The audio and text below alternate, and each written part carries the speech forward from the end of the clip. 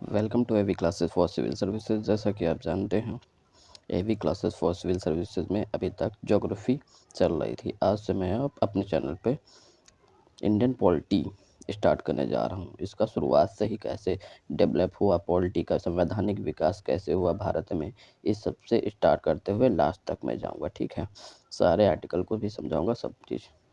तो आज का पहला लेक्चर होगा, तो प्लीज़ अपना सहयोग बनाए रखें। चलो देखते हैं आज क्या क्या पढ़ेंगे। आज पढ़ेंगे संवैधानिक विकास, कैसे भारत में संविधान विकास हुआ, कैसे भारत का शासन स्टार्ट हुआ।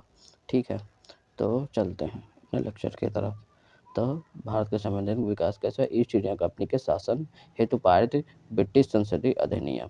ब्रिटिश संसदीय अधिनियम कब तक पारित हुआ था? 1773 से 1853 तक। उसके बाद ताज का शासन आ गया था, क्योंकि 1857 में क्या हुआ था? विद्रोह हुआ था। उसके बाद में प्रथम स्वतंत्रता संग्राम। ठीक है, उसके बाद में जो सत्ता थी वो ईस्ट इंडिया कंपनी से ब्रिटिश ताज को चली गई थी। तो उसके बाद ब्रिटिश ताज ने 1858 से लेकर 1947 तक के अधिनियम पारित किया था। तो इसलिए इन्हें क्या बोलेंगे? ब्रिटिश ताज के शासनाधीन पारित अधिनियम। ओके, तो अब शुरुआत करते हैं नोट्स से। पहले मैं आपको नोट्स से बताऊंगा, उसके बाद इससे रिलेटेड क्वेश्चन दूंगा। ठीक है, तो देखते हैं। ब्रिटिश संसद के 1773 के रेगुलेटिंग एक्ट के द्वारा बंगाल के गवर्नर को बंगाल का गवर्नर जनरल पद नाम दिया गया था। ठीक है, 1773 में ही रेगुलेटिंग एक्ट के माध्यम से बंगाल के गवर्नर को क्या दिया गया था? बंगाल का गवर्नर जनरल बनाया गया था। ठीक है, ऐसे पहले व्यक्ति कौन थे? वारेन हेस्टिंग्स थे। ठीक है, वारेन हेस्टिंग्स भारत के वो बंगाल के पहले गवर्नर जनरल थे। ठीक है, और अंतिम गवर्नर थे, बंगाल के अंतिम गवर्नर थे और बंगाल के पहले गवर्नर जनरल थे। इसकी सहायता के लिए 4 सदस्यीय कार्यकारी परिषद का गठन किया गया था, जिनका कार्यकाल 5 वर्ष का रखा गया था। ठीक है, वारेन हेस्टिंग्स बंगाल का प्रथम गवर्नर जनरल बना। इसकी सहायता के लिए कौन कौन से? फ्रांसिस क्लेवरिंग, मानसन और बारवेल काउंसिल के सदस्य थे इनकी सहायता के लिए। ठीक है, बंगाल गवर्नर को बंगाल में फोर्ट विलियम की प्रेसिडेंसी के सैनिक और सैनिक शासन का अधिकार दिया गया था। इसके प्रमुख मामले कौन कौन से? विदेश नीति थी। ठीक है, विदेश नीति जो मद्रास और बम्बई से लेकर के बंगाल प्रेसिडेंसी को के अधीन कर दिया गया था। ठीक है, 1774 में ही 1773 अधिनियम के तहत उच्चतम न्यायालय की स्थापना की व्यवस्था की गई थी। ठीक है, रेगुलेटिंग एक्ट के माध्यम से ही उच्चतम न्यायालय की व्यवस्था की गई थी। तो इसकी स्थापना कब हुई थी? 1774 में उच्चतम न्यायालय की। इसमें एक मुख्य न्यायाधीश और 3 अन्य न्यायाधीश थे। मुख्य न्यायाधीश का नाम क्या था? एलिजा एम थे। ओके, एलिजा एम थे, मुख्य न्यायाधीश थे। कंपनी के कर्मचारियों को निजी व्यापार करने और भारतीयों से उपहार लेने से प्रतिबंधित कर दिया गया था, क्योंकि बहुत ज़्यादा भ्रष्टाचार हो गया था। उनके जो कंपनी के कर्मचारी थे, उनका वेतन कम था, तो उनको प्रोत्साहित करने के लिए और भ्रष्टाचार कम करने के लिए उनका वेतन बढ़ा दिया, इससे कि उपहार लेना या रिश्वत लेना लोगों से कम कर सकें। ठीक है, तो ये उपहार लेने से प्रतिबंधित कर दिया गया था, मतलब कि भ्रष्टाचार पर लेने को प्रतिबंध लगा दिया गया था। पिट्स इंडिया एक्ट 1784 द्वारा कंपनी के राजनीतिक और व्यापारिक कार्यों का पृथक्करण किया जाए। पिट्स इंडिया एक्ट के 1784 के द्वारा ही बोर्ड ऑफ डायरेक्टर पहले ही था, बोर्ड ऑफ कंट्रोल का गठन किया गया था। ठीक है, निदेशक मंडल, बोर्ड ऑफ डायरेक्टर को कंपनी के व्यापारिक मामलों के अधीक्षण की अनुमति तो दी गई थी। वहीं राजनीतिक जो बोर्ड ऑफ कंट्रोल था, उसको राजनीतिक मामलों के प्रबंधन के नियंत्रण दिया गया था। ठीक है, प्रबंधन के लिए नियंत्रण बोर्ड का गठन किया गया था। तो राजनीतिक मामलों के लिए कौन सा था? बोर्ड ऑफ कंट्रोल, और व्यापारिक मामलों के लिए बोर्ड ऑफ डायरेक्टर। ओके, 1786 के अधिनियम के द्वारा गवर्नर जनरल को विशेष परिस्थितियों में अपनी परिषद के निर्णय को निरस्त करने अथवा लागू करने का अधिकार दिया गया था। गवर्नर जनरल को प्रधान सेनापति की शक्ति भी प्रदान की गई थी। कौन से अधिनियम से? Pitt's India act. फिर ठीक है, उसके बाद देखते हैं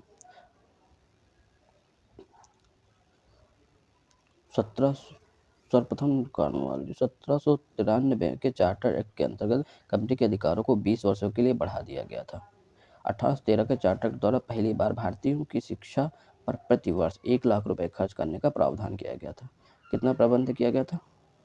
1 लाख रुपए 1813 में। ओके।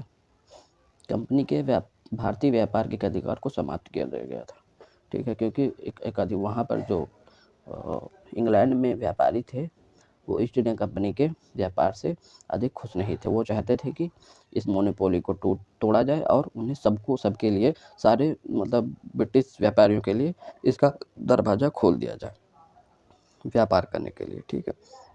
1833 के चार्टर एक्ट द्वारा बंगाल के गवर्नर जनरल को संपूर्ण भारत का गवर्नर जनरल बना दिया था। ठीक है।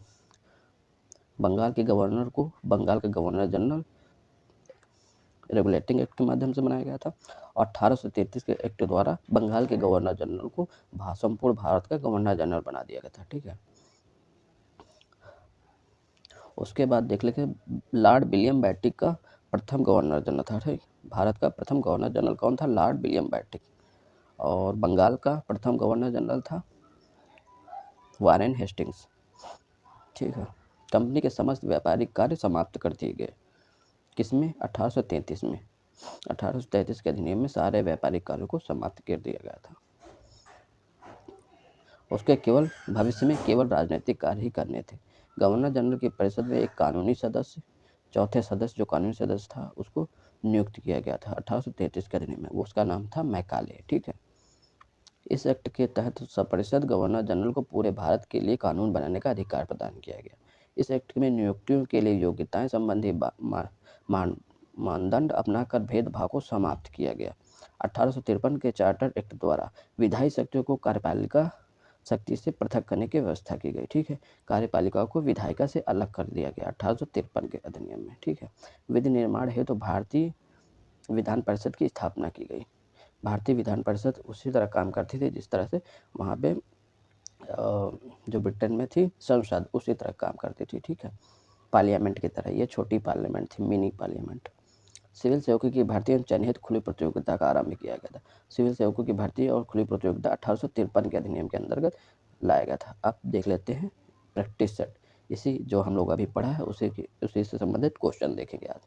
ठीक है। निम्नलिखित में से किस अधिनियम में कलकत्ता में सर्वोच्च न्यायालय की स्थापना की गई थी? तो आपको बताना है regulating act, Pitt's India act 1784, chartered act 1813, chartered act 1833। तो ये रेगुलेटिंग एक्ट 1773 के तहत 1774 में सर्वोच्च न्यायालय की स्थापना कलकत्ता में की गई थी। तो इसका क्वेश्चन का आंसर हो जाएगा रेगुलेटिंग एक्ट। ओके, इस क्वेश्चन का आंसर रेगुलेटिंग एक्ट होगा। तो अब दूसरा क्वेश्चन चलते हैं। सर्वोच्च न्यायालय की स्थापना के संबंध में निम्नलिखित में से कौन से कथन सही है? कलकत्ता में सर्वोच्च न्यायालय की स्थापना 1773 के रेगुलेटिंग एक्ट के माध्यम से की गई थी। बिल्कुल सही। ओके, तो ये बिल्कुल सही है। उसके बाद देख लेंगे लेमेस्टर इस न्यायालय के प्रथम मुख्य न्यायाधीश थे। नहीं, एलिजा एम्थे थे। कौन थे? लेमेस्टर नहीं थे, एलिजा एम्थे मुख्य न्यायाधीश थे। ठीक है। तो इस क्वेश्चन का आंसर हो जाएगा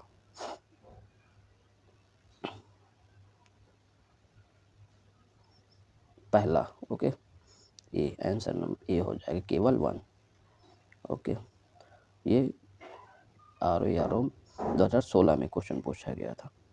ठीक है। तो इसका देख लेते हैं मैचिंग हुआ क्वेश्चन। सूची फर्स्ट सूची सेकंड से मिलाना है।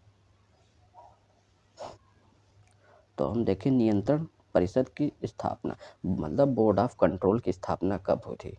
पिट्स इंडिया एक्ट या पिट्स का भारतीय अधिनियम 1774 में। ठीक है। इसमें सर्वोच्च न्यायालय की स्थापना सर्वोच्च न्यायालय के नियामक अधिनियम मतलब रेगुलेटिंग एक्ट के तहत हुई थी। सर्वोच्च न्यायालय की स्थापना 1773 में। ठीक है। कहाँ पे? कोलकाता में। 1774 में हुई थी, 1773 के अधिनियम के माध्यम से। इसके बाद देख लेते हैं ब्रिटिश इंग्लिश मिशनरी को भारत में कार्य करने की अनुमति चार्टर अधिनियम 1813 के तहत दिया गया था। गवर्नर जनरल की परिषद में कानून सदस्य की नियुक्ति चार्टर अधिनियम 1833 के तहत दिया गया था। किस अधिनियम? चार्टर अधिनियम 1833 के तहत इसमें। ओके,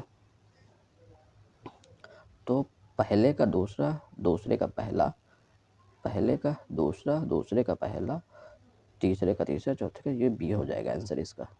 क्या आंसर हो जाएगा? इसका आंसर हो जाएगा बी। ओके, तो आगे बढ़ते हैं। निम्नलिखित में से किससे किनसे भारत में अंग्रेजी शिक्षा की नींव पड़ी थी? 1833 के चार्टर अधिनियम में, क्योंकि पहली बार 1 लाख रुपए देने का प्रावधान किया गया था शिक्षा में, ठीक है। General committee of public instruction 1823, इसमें भी शिक्षा की नींव रखी गई थी। और प्राच्यवाद आंग्लवाद विवाद में भी शिक्षा की नींव रखी गई थी, क्योंकि इसमें विवाद था। प्राच्यवाद चाहते थे भारतीय शिक्षा को भारतीय रीति रिवाज से और इसके देसी भाषाओं का संरक्षण करते हुए, सम्मान करते हुए लागू किया जाए, जबकि आंग्ल भारतीय चाहते थे कि उसकी पश्चिमी शिक्षा का जो आधार है उसी को ध्यान में रख कर किया जाए, ठीक है। इसमें विज्ञान और इस तरह के विषय पर ज़्यादा जोर दिया जाए, लेकिन तो इसमें तीनों पर भी हुआ था, नींव जो पड़ी थी तीनों पर। इसमें ये डी सही हो जाएगा। ओके, तो आगे बढ़ते हैं। किस अधिनियम के द्वारा ब्रिटिश संसद ने चाय और चीन के साथ व्यापार को छोड़कर ईस्ट इंडिया कंपनी के भारत के साथ व्यापारिक एकाधिकार को समाप्त कर दिया? चीन और चाय व्यापार और चाय के साथ व्यापार, ठीक है। तो यहाँ पे 1813 में चीन और चाय के साथ चाय के व्यापार को छोड़ करके सारे व्यापार को समाप्त कर दिया गया था। चार्टर एक्ट 1813 के संबंध में निम्नलिखित कथनों पर विचार करें। इसने भारत में ईस्ट इंडिया कंपनी के व्यापार एकाधिपत्य को चाय का व्यापार तथा चीन के साथ व्यापार को छोड़कर समाप्त कर दिया गया था। बिल्कुल सही है इसका, ये बिल्कुल सही है, पहला स्टेटमेंट बिल्कुल सही। उसके बाद चलेंगे दूसरा स्टेटमेंट में। इसने कंपनी द्वारा अधिकार में लिए गए भारतीय राज्य क्षेत्रों पर ब्रिटिश क्राउन की प्रभुता को सुदृढ़ किया। बिल्कुल सही, ये भी सही है। ओके, उसके बाद देखेंगे भारत का राजस्व अब ब्रिटिश संसद के नियंत्रण में आ गया। बिल्कुल नहीं, 1853 के बाद आएगा, तो ये गलत है। कि ब्रिटिश संसद 1857 के युद्ध के बाद ब्रिटिश क्राउन के जो नियंत्रण में आया था भारतीय राजस्व मामला। ओके, तो पहला और दूसरा सही है, तो इसमें ये सही हो जाएगा। ओके, आगे बढ़ते हैं। किस अधिनियम ने भारतवासियों को अपने देश के प्रशासन में कुछ हिस्सा लेना संभव बनाया था? 1833 में। इसमें यह भी प्रावधान किया गया था 1833 में, ठीक है। इसमें यह भी प्रावधान किया गया था कि भारत का शासन में अधिक से अधिक लोगों को बिना किसी भेदभाव के, बिना लिंग जाति धर्म के आधार पर उनका प्रतिनिधित्व देने की व्यवस्था की गई थी, लेकिन एक्चुअल में ये फॉलो नहीं किया गया था, ठीक है। प्रशासन में व्यवस्था तो की गई थी, लेकिन एक्चुअल में इसको लागू नहीं किया गया था, ठीक है। तो इतने आज हो गए हैं, तो प्लीज़ चैनल को लाइक करें, शेयर करें, सब्सक्राइब करें। और आज से पॉलिटी स्टार्ट हो गई है। पर डे एक लेक्चर इम्पोर्टेंट आएगा और मैं कोशिश करूँगा इससे अच्छे से और अच्छे से समझाने की, क्योंकि ये आज का पहला लेक्चर